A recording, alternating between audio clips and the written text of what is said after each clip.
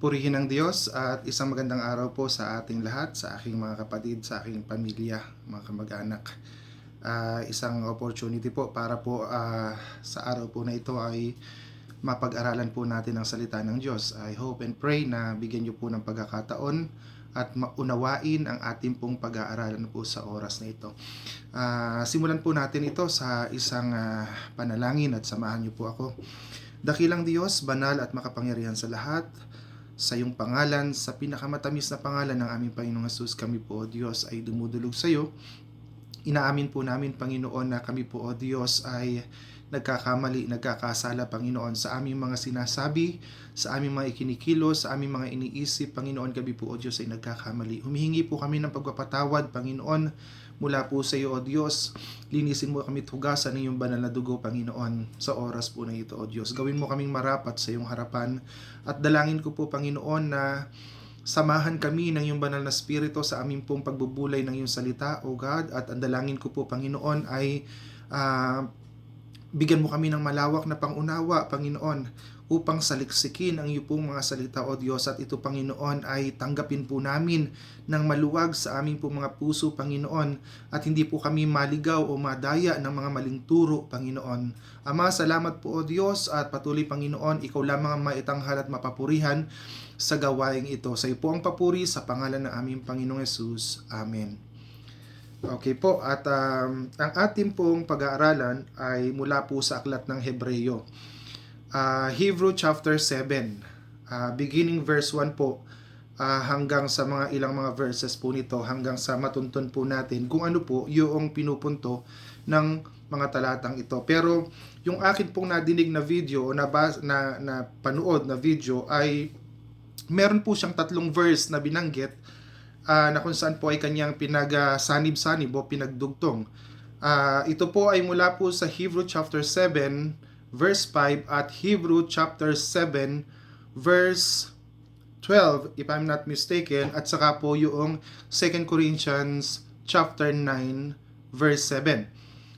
Yun po ay tumapatungkol daw po sa ikapo, at sinasabi po doon na hindi na raw po pinapatupad ang pagbibigay po ng ikapo. At sino nga ba ang tama sa pagpapahayag po ng bagay po na ito, So aralin po natin ang sinabi po. Yung pong verse na binanggit na una ay Hebrew chapter 7 verse 5, at ganito po ang nakasulat. Sabi po, ayon sa kautusan, ang mga pari mula sa angkan ni Levi ay inutusang kumuha ng mga ikapo mula sa mga Israelita na kanilang mga kapatid, kahit ang mga ito ay mula rin kay Abraham. So, ang sabi po, merong kautusan. Ano po yung kautusan? Na ang kukuha ng mga ikapo ay ang mga paring Levita. So, ang kautusan po, ang inuutos po ni Moses ay ang kukuha ng ikapo ay ang mga Levita. So, ibig sabihin, in other words, is ang certified collector ng tithes sa panahon po na yon ay Levites o yung mga priests. Hindi po kasi lahat ng Levites ay priest. So meron pong mga priest, sila po yung certified collector. Yan, tandaan po natin kasi gusto kong linawin po sa pag-aaral po natin na ito na meron pong dalawang entity na dapat po tayong maintindihan para hindi tayo magkamali. Bilang beginning po natin, ito po yung dalawang entity. Yung isa po ay yung ikapo. Alin po yung ikapo? Ito po yung mga handog, mga bagay, at mga salapi na ibinibigay. Yung isang entity naman po ay yung nangongolekta ng ikapo. At base dito sa binasa po natin sa Hebrew chapter 5 verse 7, ang kautusan ay ang utos, ang kokolekta ng ikapo ay ang mga Levita. Yun yung utos, yun yung kautusan. That is the law. Ang law ay ang Levites ang collector ng tithes. So nililinaw natin yan kasi yan po ang nalilito tayo. Okay? So ano yung law? Ang law po ay, sabi po, ito ang law. Ang law ay ang mga Levite priest ang kokolekta o kukuha ng mga tithes. That is the law. Okay? Iba po yung law ng giving dahil iyon po ay galing sa Diyos. Ito pong law na ito, according to Moses, siya ang nagtakda na ang mga Levita. Sino po ba itong mga Levita? According to the Bible, meron pong 12 tribes ang Israelites, ang Israel. Ito po ay sa Gad, kay Asher, kay Benjamin, kay Levi, marami po sila diyan. 12 tribes po 'yan. Hindi ko lang mabanggit lahat. Pero yung binigay po yung law ng collection ay kay Levi. Doon po sa angkan po niya. Okay? So ngayon, babasahin po natin ngayon. Gusto ko makita ninyo dito yung entity ng collector o yung pong tumatanggap ng ikapo. Hindi po ito yung ikapo mismo. Hindi po ang topic dito is yung money or yung tithes. It's about the collector of tithes. Linawin lang po natin 'yan. So ngayon, pag binasa natin yung Hebrew chapter 7 verse 1, ito po ang sinabi, ang Melchizedek na ito ay hari ng Salem at pari ng kataas-taasang Diyos. Nang pabalik na si Abraham mula sa pagpuksa sa mga hari, sinalubong siya ni Melchizedek at siya ay binasbasa nito. Sabi po ng chapter 2, ibinigay ni Abraham kay Melchizedek ang 10 bahagi ng lahat ng nasamsam niya mula sa labanan. Ang unang kahulugan ng pangalang Melchizedek ay hari ng katwiran. At dahil siya ay hari din ng Salem, ibig sabihin siya ay hari ng kapayapaan. So makikita po natin ngayon dito, yung sinasabi po na kautusan, yung law na ibinigay ni Moses about the collection and about the collector, which is the Levites, meron pang isang nag-e-exist dito sa verse po na ito o sa chapter na ito na ang pangalan po ay Melchizedek. At ang sabi po dito, itong si Melchizedek po ay pari ng kataas-taasang Diyos. That means Melchizedek is a man of God. He is a righteous man of God na kung saan po ay pinagbigyan, ibinigay ni Abraham. Sino naman si Abraham? Si Abraham ang man of God din na pinangakuan naman ng Diyos that he will be the father of many nations. Yun ang sinabi ngayon kay Abraham. So these people are man of God. At dahil siya ay man of God, siya ay nagbigay din sa man of God ng ikapo. Lahat ng nasamsampu niya ay ibinigay niya kay Melchizedek. So there is 2 na tumatanggap. 2 na po ang tumatanggap. Isa po ay ang mga Levita at yung isa naman po ay ang pari na mula po kay Melchizedek. So, ngayon, pag tiningnan po natin ngayon, ay hindi po bahagi ng angkan ni Levi si Melchizedek. Pag binasa natin yung Hebrew chapter 7 verse 6, sabi niya, si Melchizedek ay hindi kabilang sa lipi ni Levi. Okay, sabi pong ganon. Ngunit, tumatanggap siya ng 10 bahagi mula kay Abraham at pinagpala niya ang taong ito na pinangakuan ng Diyos. Ibig sabihin, tumanggap si Melchizedek ng 10 mula kay Abraham at nung ibinigay sa kanya yung 10, pinagpala naman niya. Binless niya yung pinangakuan. Sino yung pinangakuan ng Diyos? That is Abraham. Si Abraham po yung pinangakuan ng Panginoon to be the father of many nations. Kaya pag binasa po natin ito, ibig sabihin po ay meron ng 2 collector. Ngayon, So, gusto kong makita po natin na ang pinag-uusapan ngayon natin dito ay ang entity ng collector, not the collection. Okay? The collector, not the collection. Ngayon, ang sabi po, pag binasa natin ngayon, yung pong chapter 8, ito yung chapter 8 sabi ng ng verse 8 ng chapter 7, ang mga Levita na tumatanggap ng 10 bahagi ay may kamatayan. Sabing ganon, ay may kamatayan. Ngunit, buhay pa si Melchizedek ayon sa kasulatan. Ito, kasi sabi ninyo ay kailangan Biblia ang sasagot. Kaya hindi tayo lumalayo. Biblia po ang ating pong binabaybay ngayon.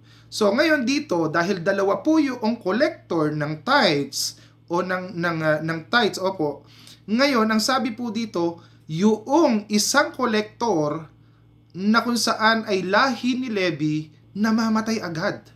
Namamatay agad. Ibig sabihin, pag pinag-aralan po natin yan, ibig sabihin, pag namamatay agad, it is representing yung kamatayan is ng sin, ng kasalanan.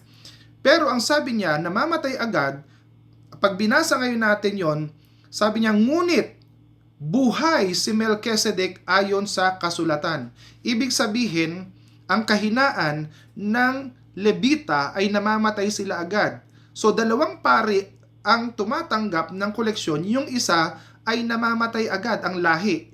Yung isa, matagal na bubuhay. Levita, namamatay agad, at ang kay Melchizedek ay matagal ang buhay. So, ganyan po ang pinag-uusapan dito. Napakalayo sa ikapo. Ang pinag-uusapan ay yung kumukolekta ng ikapo. So, pag tinuloy natin yung verse 9, kaya masasabi na rin na maging si Levi na tumatanggap ng ikasampung bahagi ay nagbigay rin ng ikasampung bahagi sa pamamagitan ni Abraham.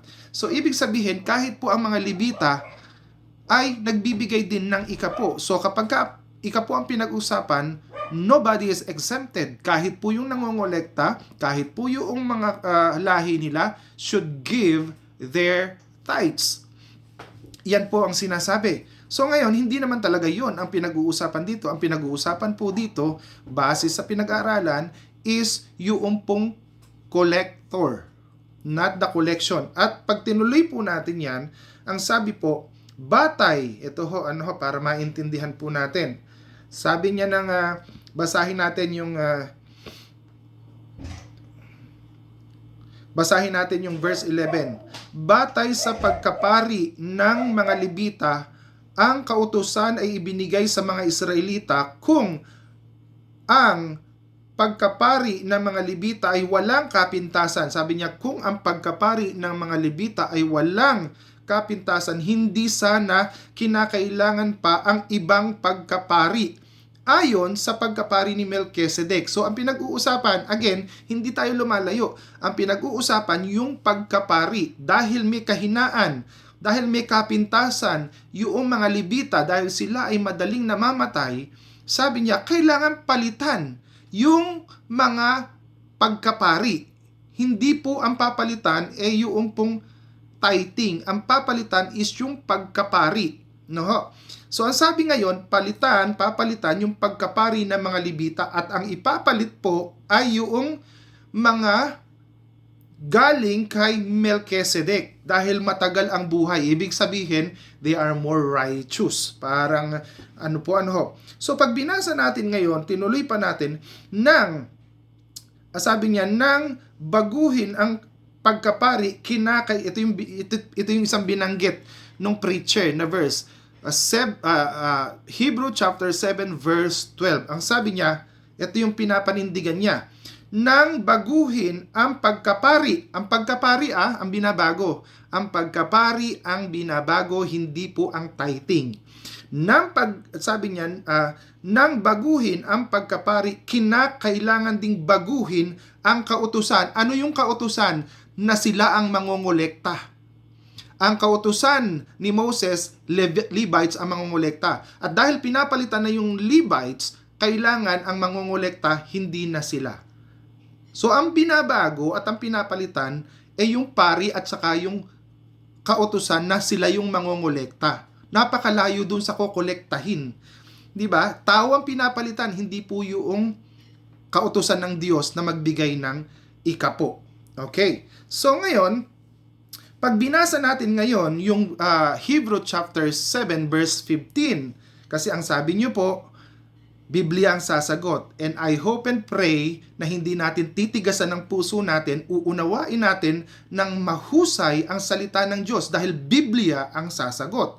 Sabi po ng Hebrew chapter 7 verse 15, ang bagay na ito ay lalo pang naging malinaw nang magkaroon ng ibang pari ayon sa kautusan, ayon sa pagkapari ni Melchizedek. So ano pong sinasabi?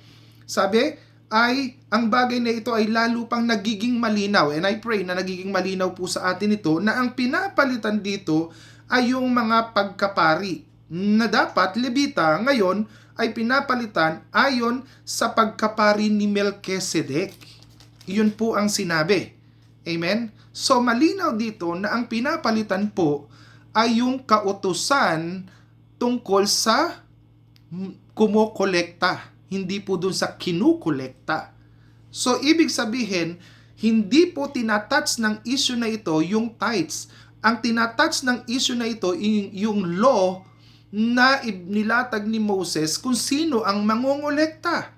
Bakit ho?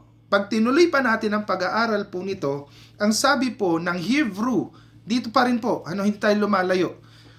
Hebrew chapter 7 verse 20, ang Diyos ay hindi nanumpa ng gawin niyang pari ang iba. Ngunit, nanumpa siya ng gawin niyang pari si Jesus ayon sa sinabi niya. So, ngayon, ito yung sinasabi ko, na yung sinasabi nung nagturo na iba, wala daw sa utos ni Kristo, sa kautusan ni Kristo, kasi wala namang ginagawang kautusan si Kristo. Wala po siyang ginawang, meron siyang mga ginawang kautusan, pero ang sabi po diyan, just to specifically dito, wala siyang ginagawang ibang kautusan, si Jesus Christ. Ang sabi po dito ay Hebrew chapter 7 verse 20, ang sabi niya, ang Panginoon ay sumumpa at hindi siya magbabago ng isip. Ang Panginoon, ang Diyos ay sumumpa at hindi siya nagbabago ng isip. Ano po ang ibig sabihin? Kung ano ang sinabi niya noon, siya po niyang pinapatupad ngayon. Kung sinabi ng Diyos, give the whole tithes into the storehouse, the Lord did not change it. Ang pinapalitan po ay yung mga kumokolekta dahil po may mga maling ginagawa o namamatay agad. So, kailangang palitan yung batas na sila ang kukuha. Okay. So, yan po ang malinaw patungkol po sa pag-aaral. Ngayon, patungkol po doon sa ikapo na sinasabi po natin, pinalitan ba ng Panginoong Jesus yang ang kautusan po na yan? Hindi. Bakit ho? Pag binasa natin itong tinuloy natin itong Hebrew na ito, si Jesus Christ, lalabas dyan, is the high priest. Kasi ang pinag-uusapan pagkapari Jesus Christ is the high priest. At yung high priest na si Jesus Christ, nagsabi sa Matthew chapter 5 verse 17, sabi niya, do not think that I have come to abolish the law or the prophet. I have not come to abolish them, but to fulfill them. So, si Jesus Christ, pagdating sa tithing na ibinigay ng Panginoon sa Malakay at sa ating lahat, nung pumunta si Jesus Christ dito, hindi niya binago yun. Wala siyang binago doon. Ang sabi po niya, kung iniisip mo, eto sa Tagalog, ang sabi niya, huwag ninyong akalaing naparito ako upang ipawalang bisa ang kautusan at ng mga propeta. Naparito ako hindi upang ipawalang bisa ang mga iyon, kundi upang tuparin. Napakalinaw. So, ibig sabihin, yung sinasabi ng preacher na yon na binago ni Kristo, wala pong binabago si Kristo. Wala pong binabago ang Panginoong Hesus patungkol po sa bagay po na yan. Ang binabago po dito ay yung kautusan na ang mangongolekta ay Levita. Sana po ay nagiging malinaw po sa atin ang bagay po na ito. Ngayon po ay di ko po alam kung gagawa po ako ng another video about dun sa 2 Corinthians chapter 9 verse 7, pero sige ho. Dito ho, gusto ko lang maging klaro at sana naging klaro po sa inyo lahat na hindi po tithes ang pinapalitan po dito. Ang pinapalitan dito is the people who are collecting tithes. Meron po kasing law na sinabi si Moses na sinertified niya. Kumbaga sa batas is, okay, ang Villanueva family ang mangongolekta ng tithe. Ganyan po. Pero hindi, ngayon, pag pinalitan ako, hindi ibig sabihin bago na yung, wala ng tithe, binago na yung nangongolekta. Hindi po. Binago lang yung tao, yung lahi nung mangongolekta ayon sa kautusan, pero yung pong tithe, hindi po yun nababago. So, sana po naging malinaw at Biblia po ang sumagot sa bagay po na yan. Maraming salamat po. And again, gagawa po ako ng panibagong video para ho hindi naman iba-iba po yung ating pong maging topic. Salamat po. Okay po, muli po, magandang araw po sa inyo. At since tayo naman po ay nagpatay lang ng video at gumawa lang ng another one, yung prayer po natin kanina ay kasama na po doon. Ngayon babasahin po natin yung 2 Corinthians chapter 9, beginning verse 1 hanggang 7, dahil yun po yung binanggit niya. Or basahin ko muna yung verse 7 na binanggit po nung nagpapahayag na kilala nating lahat. Hindi ko na po binabanggit ang pangalan. Ang sabi niya, 2 Corinthians chapter 9 verse 7, ang bawat isa'y dapat magbigay ayon sa kanyang pasya, maluwag sa loob at hindi napipilitan lamang, sapagkat iniibig ng Diyos ang nagbibigay ng may kagalakan. Napakaganda ng verse. Ngayon, ikino-connect natin ito sa tithing. Ano ho? Actually po ay kahit sabihin po natin na ito po ay tithing, anyway, simulan natin sa pagbabasa. Ano ho? Pag binasa po natin yan, tingnan nyo po, ano ho, ay haharap ko sa inyo yung Bible. Ayan, para makita po ninyo ang title po ay malayo. Talagang hindi siguro, ano, dahil madilim. So, i-move natin ng konti para makita po ninyo. Ayan, okay. Yan. Ang title po ng dito pala 9, ayan.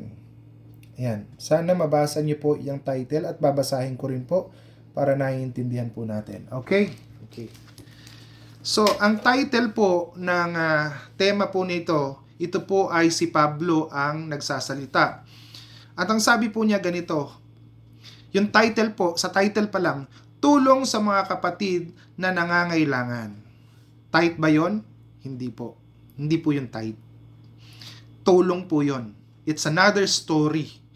Okay, sabi niya, hindi na kinakailangang sumulat pa ako sa inyo tungkol sa pagtulong sa mga kapatid sa iglesia.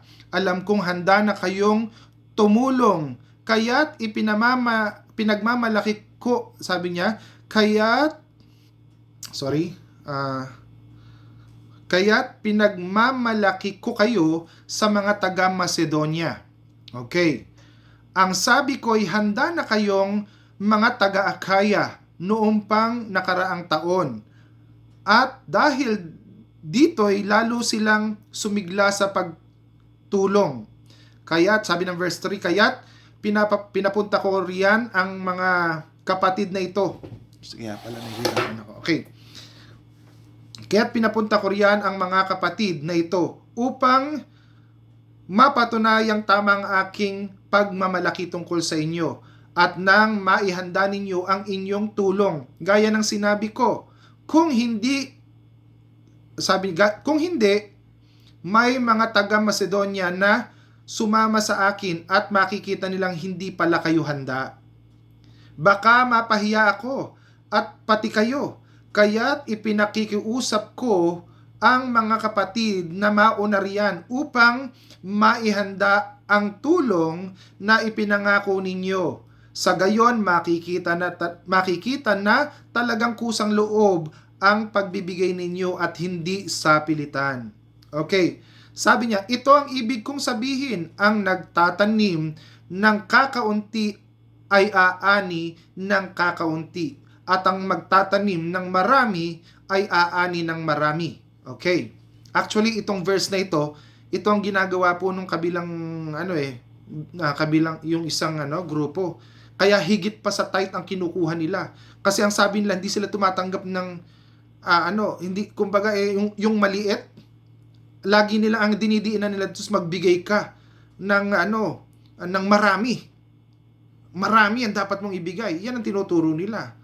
Kasi yan ang nakasulat. Kaya ngayon, dugtungan natin. Ito yung sinabi. Ang bawat isa'y dapat magbigay ayon sa kanyang pasya, maluwag sa loob at hindi napipilitan lamang, sapagkat iniibig ng Diyos ang nagbibigay ng may kagalakan.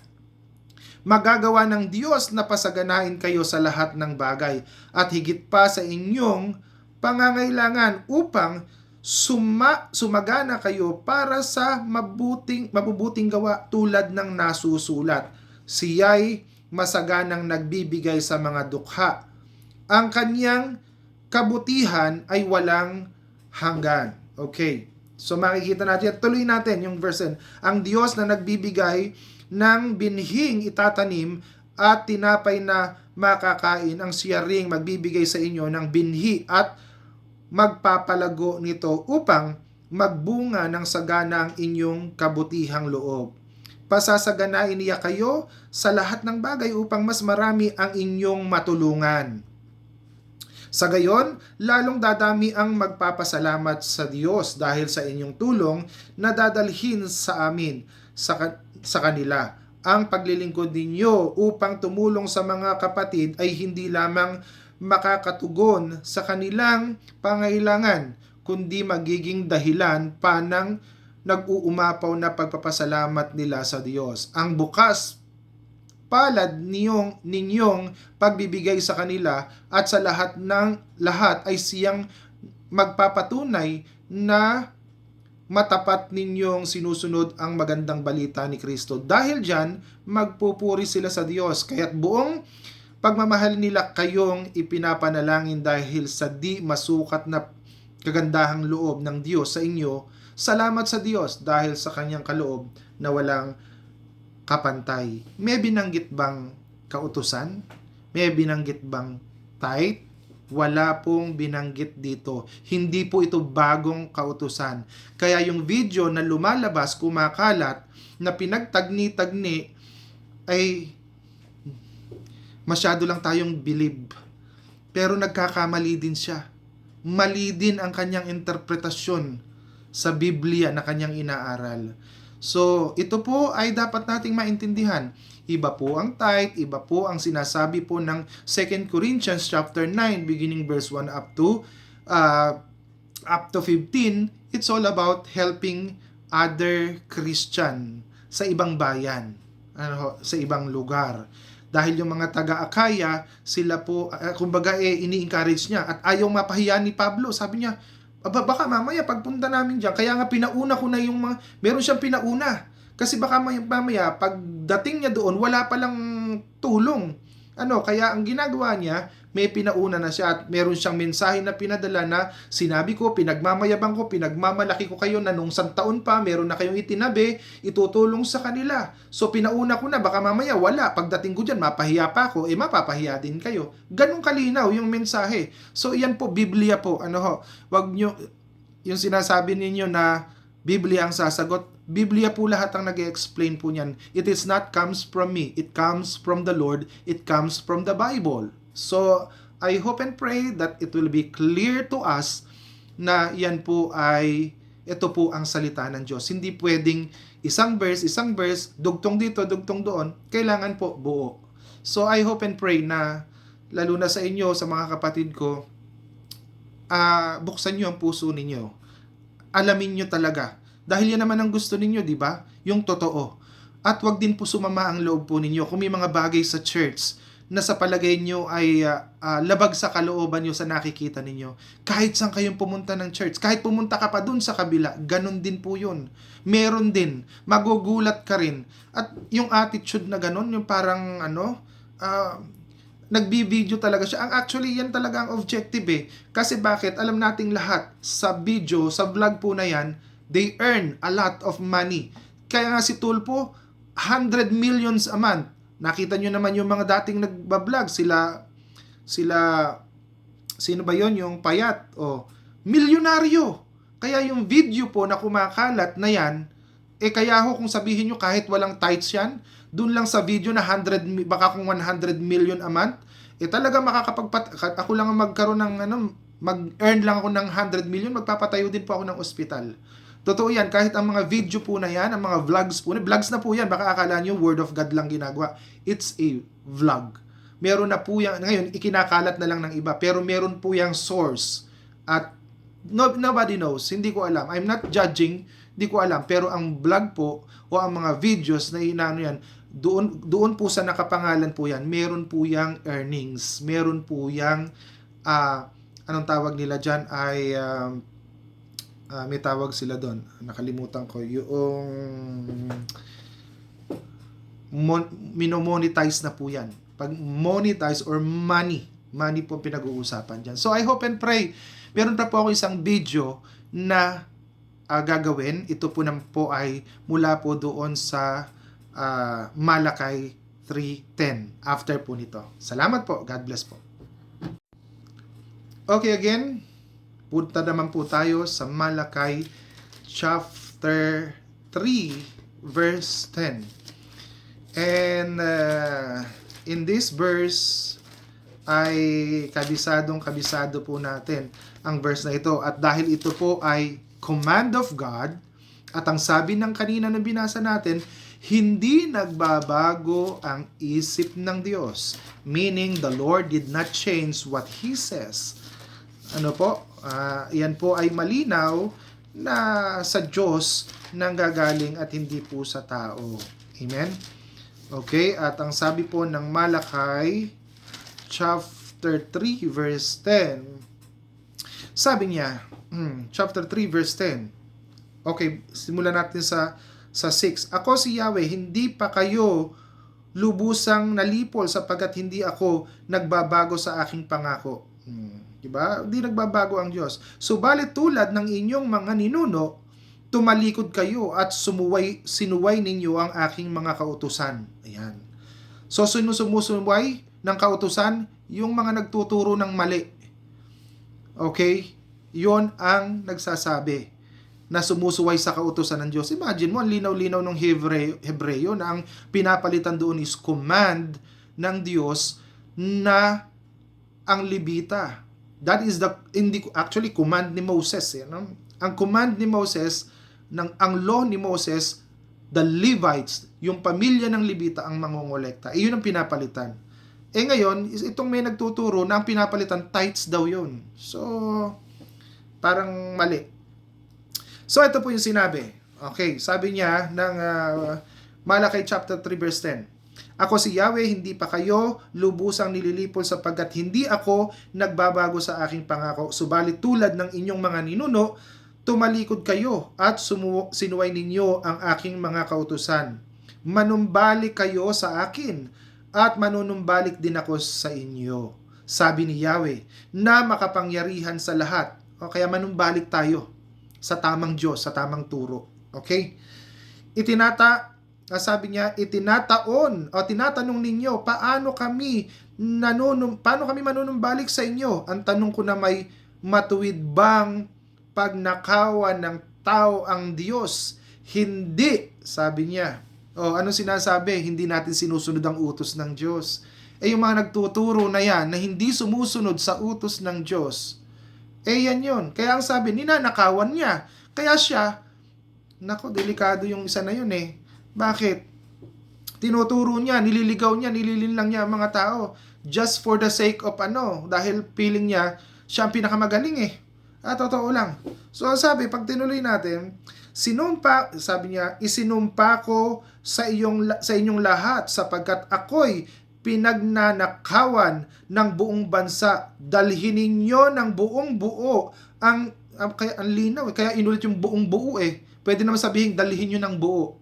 Pero binigyan ng diin ng Diyos, dalhin ninyo ng buong buo ang inyong ikapo. Sabi niya, buong buo ang inyong mga ikasampung bahagi sa tahanan ng Diyos upang matugunan ang pangailangan ng aking tahanan. Subukin ninyo ako sa bagay na ito kung hindi ko buksan ang bintana ng langit at ibuho sa inyo ang masaganang pagpapala. Hindi ko rin hahayaang salantain ng mga balang ang inyong mga tanim at mamumunga na ng sagana ang inyong mga ubasan dahil dito'y sasabihin ng lahat ng bansa na kayo'y mapalad sapagkat napakainam manirahan sa inyong lupain, sabi ni Yahweh na makapangyarihan sa lahat. Si Yahweh ang nagsasalita dito. So, mali ba ang tithes? Hindi ba? Ano ang tithes? Si Jesus Christ nang sabi. Sabi ni Jesus Christ, huwag ninyong akalaing na parito ako upang ipawalang bisa ang kautusan. Ito yung kautusan ng Diyos, magbigay ng ikapo. Pumunta ba si Kristo para baguhin to? Biblia, sabi nyo, Biblia ang sasagot. Ayan, Biblia po sumasagot. Sabi niya, si Kristo, the high priest, yung mga pari kanina na binigyan ng kautusan, tinanggal. Si Kristo na ngayon ang high priest at ikaw na ngayon ang Israelites. Kasi bakit? Ang Israelita po is the people of God who has been blessed, guided by God. Ngayon, sino ang binibless at ginaguide ng Panginoon? We, us, the spiritual Israelites. Yan, maraming ano yan. Sabi niya, 'di ba? Naparito ako hindi upang ipawalang bisa ang mga iyon, kundi upang tuparin. Tandaan ninyo, maglalaho ang langit at ang lupa, ngunit ni isang tuldok o kudlit man ng kautusan ay hindi mawawalan ng bisa. Hindi mawawalan ng bisa ang kautusan ng Diyos. So yung tithing na inutos ng Diyos, hindi po nawawalan ng bisa yun. At bakit ka nagpo-focus sa tithing? Yes, kailangan yan. Pero don't you know that God is giving you the 100% and the Lord is just asking for you to give 10%? Lagi nating naririnig yung katuruan na kung ang gobyerno ng Pilipinas nag-aas ng tax sa'yo at pag di mo binigay, ikukulong ka. How much more ang Diyos? Di po ba? So, I hope and pray, again, malinaw po sana ang mga bagay po na ito sa atin. Magandang gabi po. I love you all mga kapatid. Ayoko po na maliligaw po tayo ng kautusan. Saliksikin po natin mabuti ang Biblia. Hindi ko po sinasabing lahat ng tinuturo nila ay mali. Meron pong mga tama rin naman po silang binabanggit. Pero patungkol po sa tithing, let us read the Word of God so that we will not be misled. Okay? Salamat po. God bless you all po. At meron pa po ako isang video na gagawin. Ito naman po ay patungkol naman doon sa relihiyon. Kasi po ang ating pong spiritual director madalas bumabanggit din po nito.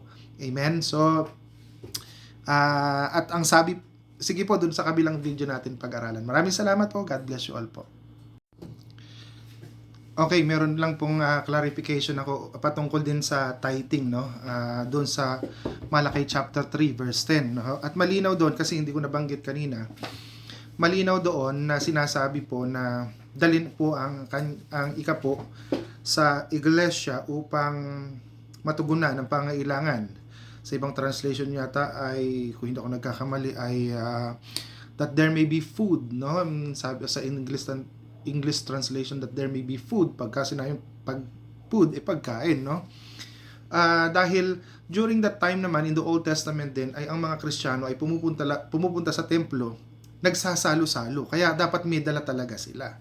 So ngayon, kung ang tanong natin ay kung halimbawa ang church ay kumukuha pero hindi nagbibigay, I agree that there is a problem, no? That there is a problem. I agree with that. Ngayon, pero kung halimbawa, ang sinasabi ko po, ang simbahan po ay, halimbawa mayroong isang simbahan na mayroon po silang 10 iglesia. Sa isang pangalan ng simbahan, mayroon silang 10 iglesia. At doon sa number 1, 2, 3, 4, 5, 6, 7, 8, 9 na iglesia ay ganun ang ginagawa nila na pag sila ay nag-ikapo, ay kanila po itong minamanage, sila po ay nagbibigay ng support doon sa ibang mga churches, sila po ay nag-iiwan ng kanilang pagkain, nag-iiwan sa kanila ng pambayad ng kuryente, nag-iiwan ng pambayad ng mga responsibilidad ng church, ng pampaayos ng church kung masisira, ganon. Pero halimbawa kung sa 10, siyam ang gumagawa ng ganon at merong isa halimbawa na kumukolekta at hindi po nag-iiwan, hindi ibig sabihin yung 10 ay kulto. Hindi ibig sabihin ang lahat ay mali. Ano ho? Hindi ibig sabihin ganon. Hindi po ganon.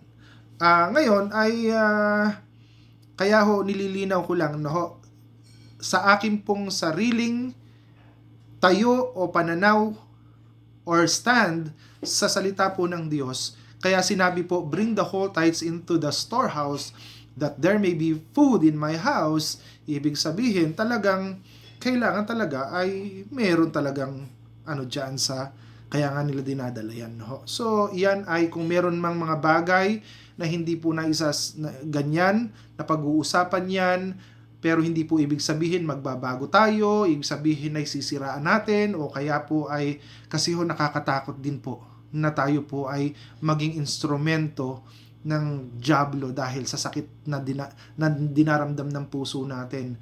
Let us always remain faithful with God and faithful sa ating pong church. Dahil at the end, ang tatanungin natin dyan is, pinaghihirap ka ba ng Diyos? Or pinagpapala ka ng Panginoon? Evaluate mo yung sarili mo. Na baka kaya ka pinagpapala, kaya tayo pinagpapala ng Panginoon to be the instrument of blessing. Huwag tayong maghanap ng ang tinuturo ng Biblia is magbigay tayo sa church, magbigay tayo sa according to the Bible, give in Malakay, at doon sa 2 Corinthians is tulong, magbigay. Kasi bakit? Alam ng Diyos kasi pagpapalain ka ng Panginoon eh. Alam niya yun. Binibigyan ka ng pagpapala. Alam mo, ang mga taong ayaw magbigay, gumagawa o naghahanap ng dahilan. So, wag nating gawin. Pagpalain natin habang tayo ay pinagpapala ng ilang taon ba ang buhay natin dito? Kung tayo nagsimula sa walang-wala at tayo ay pinapasagana ng Diyos at binibigyan tayo, ngayon pa ba tayo magrereklamo? Ngayon pa ba tayo susuko? Ngayon pa ba tayo aayaw? So, alamin lang natin, pag-aralan po natin mabuti. Amen. Marami pong mga turo na dapat nating sinusuri, no? At saka higit sa lahat po ay titingnan natin yung lead character. Titingnan natin ang karakter. Huwag tayong masyadong bumilib sa sinasabi. Let us look at the character. Iyon ang tinitingnan ng Panginoon. Ano ang minsan itinatago yung mga pero sa totoo napakalaki pong nito, scam. Kaya pag-aralan nating mabuti. Huwag tayong magkamali. Maraming salamat po. Ang huli po nating pag-uusapan is about religion, na lumabas din po ang isang video na nagsasabi po na ignorante. Yun ang termino, ignorante ang tao na nagsasabing hindi kailangan ng relihiyon. So dahil ini-spread yun sa atin, so at ako personally naririnig ko ang aking spiritual leader na binabanggit niya yan. Pero kung sino ang ignorante, dapat itong unawain para makita niya at maging niya na matalino talaga siya. Kasi pag pinag-aralan mo at pinakinggan mo ang mga preaching ni Brother Eddie, ito naman hindi na kailangan ng himay-himayin sa Biblia dahil ang stand lang naman dito is yung sinasabing hindi kailangan ang relihiyon. Wala pong nagsasabi na hindi kailangan ang relihiyon in terms of sa mga grupo. Kasi parang yan yung identity. Pag sinabi po ang religion is a group of people, a holy people worshiping God, kahit hindi na po tayo sabihing may relihiyon tayo, pag tayo po ay nagsama-sama at ang pinag-uusapan natin ay Diyos at tayo po ay grupo, automatic religion na po yun. Di po ba? Ngayon, yung sinasabing ignorante ang nagsasabing di kailangan ng religion, dapat inaano niya yung context. Again, dapat inaalam niya sino ba yung nagsasabi. At kung sa atin i-share yun, at tayo ba ang pinapatungkulan nun bilang mga JIL people, dapat makinig siya sa turo ni Brother Eddie. Dahil si Brother Eddie, ang sinasabi niya is all about salvation. Kaligtasan, specifically salvation. Dahil sa salvation po, ang sinasabi ng Biblia is John 3:16, ang tao po ay minahal ng Panginoon, inibig ng Diyos, ibinigay niya ang kanyang buhay upang siya ay maligtas. At kung tatanggapin natin siya at paghahariin sa buhay natin at susundin natin siya, magkakaroon tayo ng kaligtasan. So sa bagay na yon, sa kaligtasan, there is no religion. Kaya nga sinasabi niya, what we need is relation. Yun ang sinasabi. Kaya ignorante ang tao kapag chinap-chap niya yung sinabi na ang kinuha lang niya, hindi daw kailangan ng religion. Yes, of course, hindi talaga kailangan ng religion when it comes salvation. Pero kung to identify your church, kailangan mo sigurong ng religion. So, hindi na kailangang himayin ko pa sa Bible yan dahil si Brother Eddie naman ay klaro sa bagay na yan. Every time na magtuturo siya at binanggit niya yung hindi kailangan ng religion, it's all about salvation. Hindi ganun kababaw si Brother Eddie sa pag-aaral niya tungkol sa bagay po na yan. So I hope na lahat tayo ay nagigising sa katotohanan sa ating mga pinag-aaralan. Maraming salamat po. God bless you all po.